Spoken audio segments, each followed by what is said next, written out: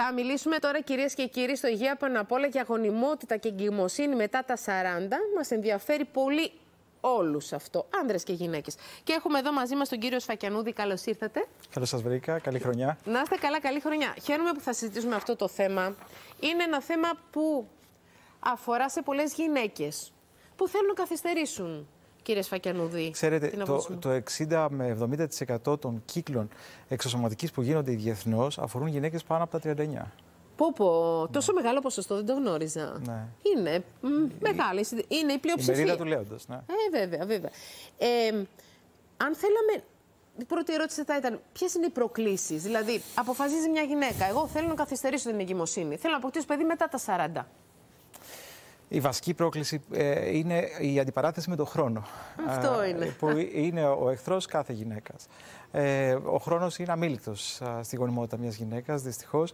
Υπάρχει αυτό που λέμε συχνά εμείς οι ειδικοί, ότι υπάρχει η πτώση της αποθήκης των οαρίων από τα 35 και μετά, που γίνεται ραγδαία μετά τα 39. Αυτή είναι η βασική αντιπαράθεση, η βασική πρόκληση που έχει η γυναίκα των 40 όταν θέλει να προσεγγίσει το θέμα της γονιμότητάς της.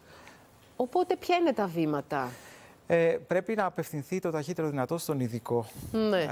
Δεν πρέπει να χρονοτριβήσει, διότι άλλες γυναίκες μπαίνουν στο κατόφλι των 40 με πλούσιες τις οθήκες τους από οάρια, αλλά οι περισσότερες μπαίνουν στον αγώνα αυτό με πολύ λίγα οάρια στις τσέπες τους.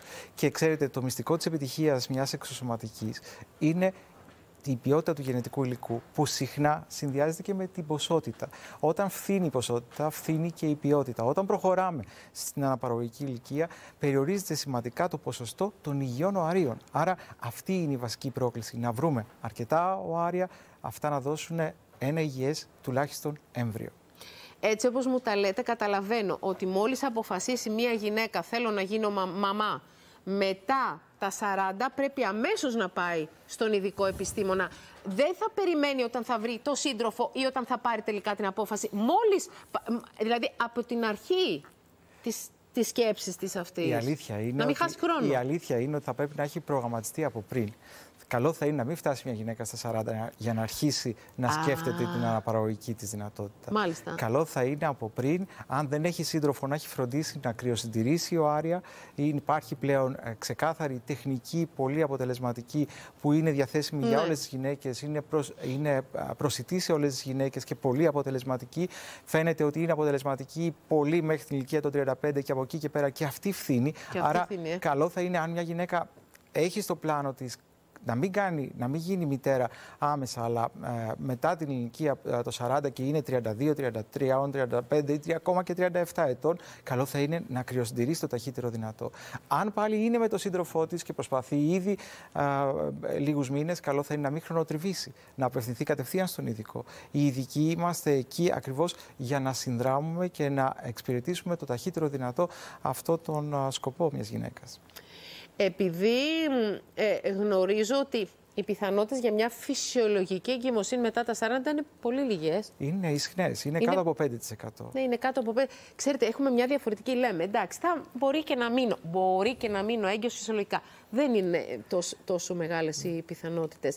Μπορεί κάποιοι να επενδύσουν σε αυτό, αλλά δεν πρέπει να ξέρουν τα ποσοστά στο μυαλό τους, να τα έχουν, διότι, για παράδειγμα, η υποβοήθηση της αναπαραγωγής, η εξωσωματική, διατηρεί ένα πολύ καλό ποσοστό στην ηλικία των 40, των 41, πολύ ψηλότερο από αυτό της φυσικής σύλληψης. Όμως, δεν πρέπει όλοι να απευθύνονται στη διαδικασία της εξωσωματικής. Υπάρχουν και παθήσεις, τις οποίες εμείς ως ειδικοί μπορούμε να αναγνωρίσουμε και χωρίς να καταφύγουμε στη λύση της εξωσωματικής. Πείτε μου για το διαφορετικό πρωτόκολλο που ακολουθείτε εσείς. Είναι διαφορετικό? Κοιτάξτε, προσωπικά απλά επιμένω σε κάθε περίπτωση, όσο χαμηλές και αν είναι οι εφηδρείες των οθικών που έχει μια γυναίκα. Προσωπικά παλεύω και όλοι στο γένεση. Στα δικά της οάρια λέτε? Στα δικά της οάρια, ναι. Στα δικά της οάρια, κατάλαβα, ναι. Η εμπειρία μου λέει ότι τελικά όσο επιμένει κανείς, βρίσκεται ενώπιον του ικανού οαρίου. Βεβαίως μέσα στα ηλικιακά και επιστημονικά όρια που υπάρχουν. Αλλά έχουν δει, η εμπειρία μου είναι και τα μάτια μου έχουν δει περιπτώσεις οι οποίες πραγματικά ήταν καταδικασμένες από τις ορμόνες που διαθέτανε, από την εικόνα των οθικών τους, επιμένοντας να τα καταφέρουν όχι μόνο στα 40 και στα 41, αλλά μέχρι και τα 46-47. Έχω δει γυναίκες με το δικό τους γενετικό υλικό. Με το δικό τους γενετικό υλικό. Ωραία. Θέλω να μας μιλήσετε, γιατί μένει λίγος χρόνος, για το PRP των οθικών. Τι ακριβώς είναι? Αυτή είναι μια τεχνική την οποία πρωτοεισήγαγα πριν 7-8 χρόνια. Είναι μια τεχνική η οποία εφαρμόζεται σε όλες τις εκφράσεις της ιατρικής, ακριβώς για να ανανεώσει τους ιστούς. Την πρωτοεφήμωσα πριν 7 χρόνια για την αναγέννηση των οθικών και έχει διαπιστωθεί ότι έχει ένα πολύ ευεργετικό αποτέλεσμα, αλλά για ένα περιορισμένο αριθμό ασθενών, περίπου 30%, και εξαρτάται και από την ηλικιακή ομάδα στην οποία βρίσκεται. Ουσιαστικά αποσκοπεί στο να αναζωογονήσει τις οθήκες, να ξαναβάλει μπρος την αιμάτωσή τους και σε ένα ικανό αριθμό το καταφέρνει με μεγάλη αποτελεσματικότητα. Η πιο προχωρημένη ηλικιακά γυναίκα που βοήθησα με αυτόν τον τρόπο είναι μια γυναίκα 47 ετών. 47 ετών. Στη Θεσσαλονίκη, που απέκτησε το παιδί της. Ναι. Σας ευχαριστούμε, μπράβο σας, σας ευχαριστούμε πάρα πολύ, κύριε Φραγιανούτη. Να είστε καλά, σας ευχαριστώ πάρα πολύ. Κυρίες